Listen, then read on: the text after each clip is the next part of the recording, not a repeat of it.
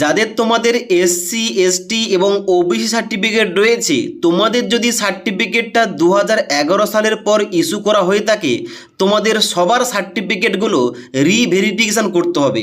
এখন বর্তমানে প্রত্যেকটা বিডিও অফিস থেকে নতুন নোটিশ দেওয়া হয়েছে এবং ডকুমেন্টসের লিস্ট দেওয়া রয়েছে, যার জন্য অবশ্যই যাদের তোমাদের 2011 সালের পর সার্টিফিকেট রয়েছে, মানে কাস্ট সার্টিফিকেট, তোমাদের সবাইকে ভেরিফিকেশান করতে হবে।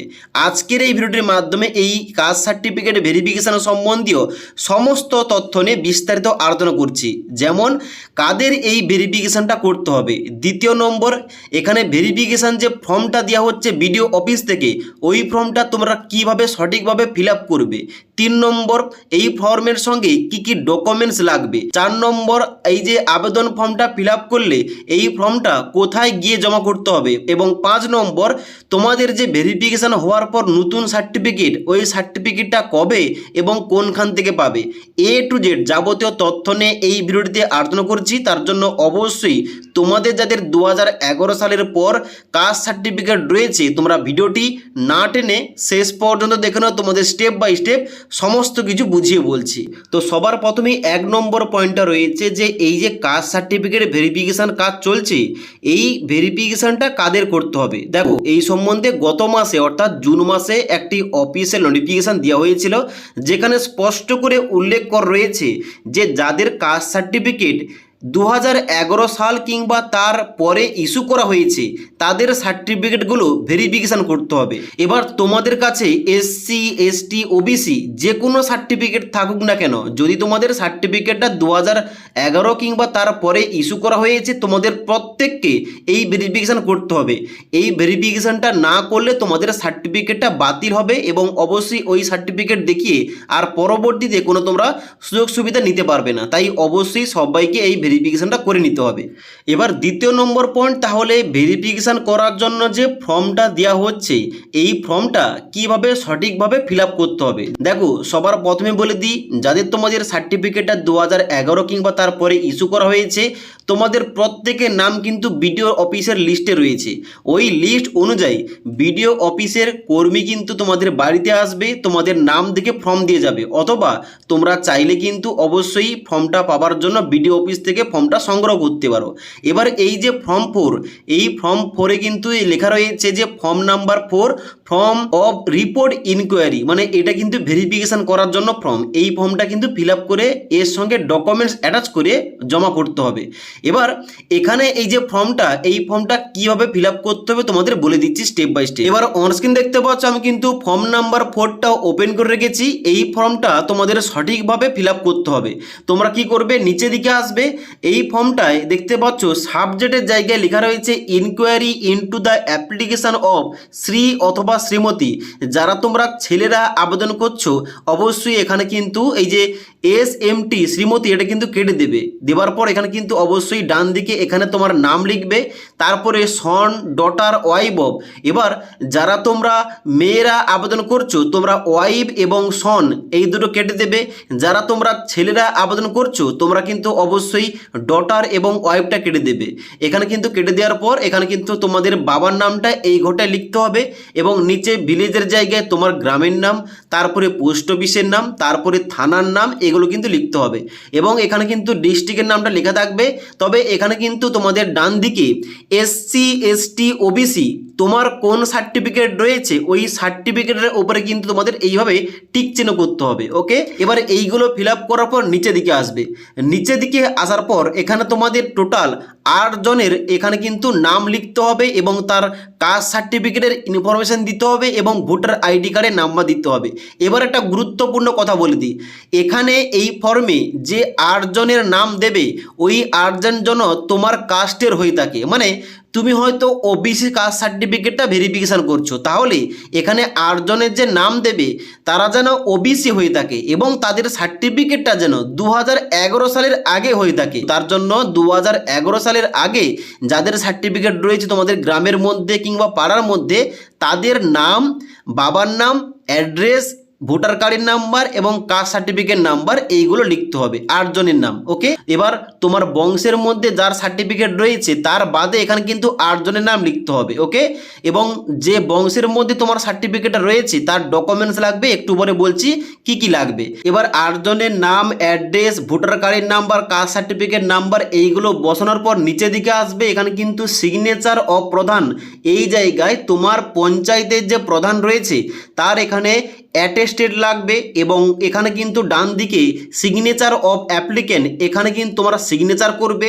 এবং যদি কোনো শিশু মানে ছোট্ট শিশু হয়ে থাকে, তার হয়তো 8 বছর 10 বছর বয়স, তাহলে কিন্তু তার বাবার সিগনেচারটা এখানটায় করতে হবে। আর যদি অ্যাপ্লিকেন্টের বয়স 18 বছর কিংবা তার উপরে, তাহলে কিন্তু বাবার সিগনেচার লাগবে না, সে কিন্তু শুধুমাত্র এখানটায় সিগনেচার করলেই হবে। ওকে, এবার এটা গেল প্রথম পৃষ্ঠা। এবার এই ফর্মের ব্যাক সাইডে কিন্তু এই ফর্মটা রয়েছে, যেখানটায় কয়েকটি ডকুমেন্টসের কথা উল্লেখ করা রয়েছে, যা যা ডকুমেন্টস লাগবে এখানে কিন্তু উল্লেখ করা রয়েছে। তোমাদের একটু পরে দেখাচ্ছি সম্পূর্ণ তালিকা, বিডিও অফিস থেকে যে তালিকা দেওয়া রয়েছে ওই তালিকা অনুযায়ী তোমাদের কি কি ডকুমেন্টস লাগবে। তো এখানে কিন্তু পিছনের ফর্মে আর কোনো কিছু ফিল আপ করার দরকার নেই, এগুলো কিন্তু বিডিও অফিস করবে এবং এখানে সিগনেচার করবে, তো এটা কিন্তু ফিল আপ করার দরকার নেই। এবার তোমাদের দেখিয়ে দিচ্ছি 3 নম্বর যে পয়েন্টটা, যে এই ফর্মের সঙ্গে কি কি ডকুমেন্টস লাগবে যেটা বিডিও অফিস থেকে দেওয়া হয়েছে। এবার অনস্ক্রিন দেখতে পাচ্ছ আমি কিন্তু ডকুমেন্টসের লিস্টটা ওপেন করে রেখেছি, যে লিস্টটা বিডিও অফিস থেকে দেওয়া হচ্ছে। তোমরা কিন্তু অবশ্যই তোমার এলাকার মধ্যে যে বিডিও অফিস রয়েছে ওই বিডিও অফিসে যাবে, তাহলে কিন্তু এই সমস্ত লিস্ট দেখতে পাবে এবং তোমরা কোনো কিছু জিজ্ঞাসা করা থাকলে ওখান থেকে কিন্তু তুমি জিজ্ঞাসা করতে পারো এবং এই সার্টিফিকেট সম্বন্ধে তোমরা কিন্তু ওখানে সমস্ত কিছু তথ্যগুলো নিতে পারো। ওকে, তো এখানে কিন্তু যে লিস্টটা দেওয়া হচ্ছে এই লিস্টে প্রথমেই লেখা থাকবে যে কাস্ট সার্টিফিকেট পুনর্যাচাইকরণের নির্দেশাবলী, গাইডলাইন ফর কাস্ট সার্টিফিকেট রিভেরিফিকেশান 2011 সালের পরের সার্টিফিকেট ধারকদের জন্য, মানে শুধুমাত্র যাদের সার্টিফিকেটটা 2011 সাল কিংবা তারপরে ইস্যু করা হয়েছে তাদের কিন্তু ভেরিফিকেশান করার জন্য এখানে ডকুমেন্টসগুলো লাগবে। কি কি লাগবে? 1 নম্বর পয়েন্টে বলা হচ্ছে আবেদনকারীর নিজস্ব নথিপত্র, যার মধ্যে রয়েছে Aadhaar card, voter card, ration card, বিদ্যালয়ের শংসাপত্র মানে স্কুল সার্টিফিকেট এবং জন্মের প্রমাণপত্র হিসাবে তোমার যদি জন্ম সার্টিফিকেট থেকে থাকে ভালো, আর যদি না থাকে মাধ্যমিকের অ্যাডমিট কার্ড দিতে পারো। এবার যারা হয়তো শিশু তার তো ভোটার কার্ড হয়নি, তার ভোটার কার্ডটা লাগবে না। ওকে, এবার 2 নম্বর পয়েন্টে বলা হচ্ছে পিতার নথিপত্র, পিতার কিন্তু লাগবে শুধুমাত্র আধার কার্ড এবং ভোটার কার্ড, এবং তার সঙ্গে সঙ্গে 3 নম্বর পয়েন্টে মায়ের লাগবে আধার কার্ড এবং ভোটার কার্ড। এই গেল।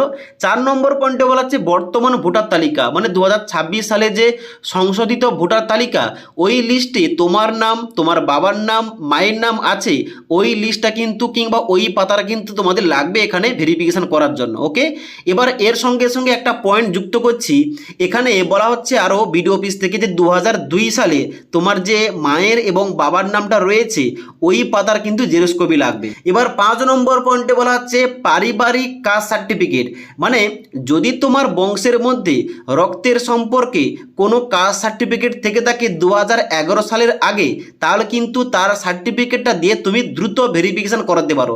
মানে তোমার রক্তের সম্পর্কে যদি 2011 সালের আগে কারো কাস্ট সার্টিফিকেট থেকে থাকে তোমার কিন্তু ভেরিফিকেশনটা তাড়াতাড়ি হয়ে যাবে। ওকে, এবার বলা হচ্ছে এখানে 6 নম্বরে বংশ তালিকা এবং লিঙ্কেজ নথিপত্র, তুমি হয়তো তোমার দাদার সার্টিফিকেটটা দিয়ে ভেরিফিকেশন করছো, তাহলে তোমার দাদার সঙ্গে যে তোমার সম্পর্কটা ওটা কিভাবে এসছে ওটা কিন্তু তোমাদের বংশ তালিকার মধ্যে দেখাতে হবে।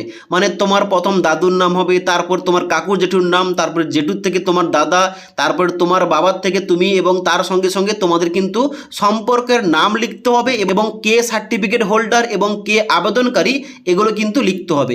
এবার কিভাবে বংশ তালিকা তৈরি করতে হবে এই টপিকে কিন্তু অলরেডি আমাদের চ্যানেলে একটা ভিডিও দেওয়া রয়েছে, তোমরা না দেখে থাকলে নিচের লিঙ্ক থেকে ভিডিওটি দেখতে পারো। ওকে, এবার এখানে 7 নম্বর কি ডাকছে? 7 নম্বর লাগছে আয়ের শংসাপত্র কিংবা ইনকাম সার্টিফিকেট। তাদের কিন্তু অবশ্যই প্রধানের কাছ থেকে, সভাপতি এবং এমএলএর কাছ থেকে ইনকাম সার্টিফিকেটটা নিয়ে আসতে হবে এবং যেখানে কিন্তু ইনকাম উল্লেখ করা থাকবে এবং সাবকাস্ট উল্লেখ করা থাকবে। ওকে, এবার 8 নম্বর পয়েন্টে বলা হচ্ছে যে কাস্ট সার্টিফিকেট না থাকলে কি করতে হবে, মানে তোমার পরিবারের বংশের মধ্যে কারোর হয়তো রক্তের সম্পর্কের মধ্যে কোনো সার্টিফিকেট নেই, তাহলে কি হবে? তাহলে কিন্তু তোমাদের আরও অনেক কিছু ডকুমেন্টস লাগবে। যেমন এখানে বলা হচ্ছে যাদের কোনো কাস্ট সার্টিফিকেট নেই পরিবারের মধ্যে, মানে 2011 সালের আগে, তাদের কি করতে হবে? তাদের বলা হচ্ছে যে এসসি এসটি ওবি সার্টিফিকেট তোমাদের কিন্তু একটা লিখিত নিয়ে আসতে হবে গ্রাম প্রধানের কাছ থেকে।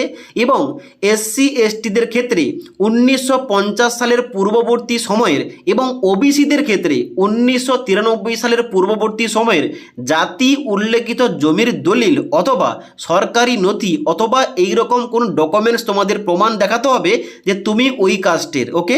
এবং তার সঙ্গে সঙ্গে প্রতিবেশী 10 জনের স্বাক্ষর করা সম্বলিত ঘোষণাপত্র লাগবে এবং অবশ্যই ভোটার কার্ডের নাম্বার এবং আধার কার্ডের নাম্বারটা কিন্তু লাগবে। তো এতগুলো কিন্তু ডকুমেন্টস লাগবে তোমার পরিবারের মধ্যে যদি কারোর কাস্ট সার্টিফিকেট 2011 সালের আগে না থেকে থাকে।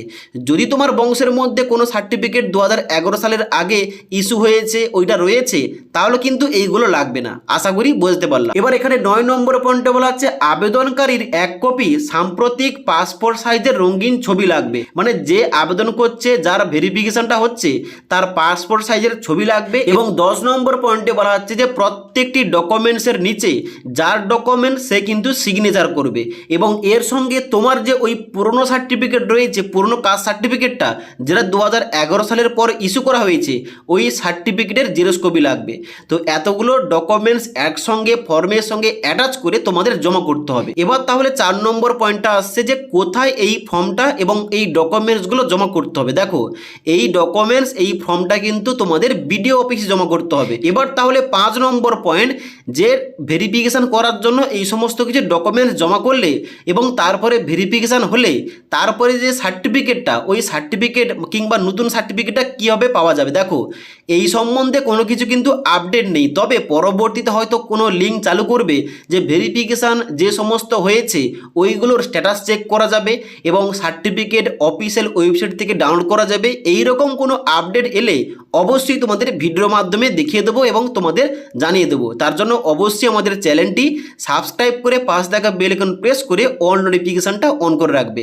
এবার আজকের এই ভিডিওর মাধ্যমে তোমাদের সম্পূর্ণ বললাম কাদের ভেরিফিকেশান করতে হবে, ভেরিফিকেশান করার জন্য ফর্ম ফিল আপ কীভাবে করবে, ফর্ম তোমরা কোথায় জমা করবে, ফর্মের সঙ্গে কী ডকুমেন্টস লাগবে, সমস্ত কিছু বলে দিলাম। এবার তাও যদি তোমাদের কোনো কিছু কোয়েশ্চেন কিংবা ডাউট থেকে থাকে নিচে অবশ্যই কমেন্ট করতে পারো।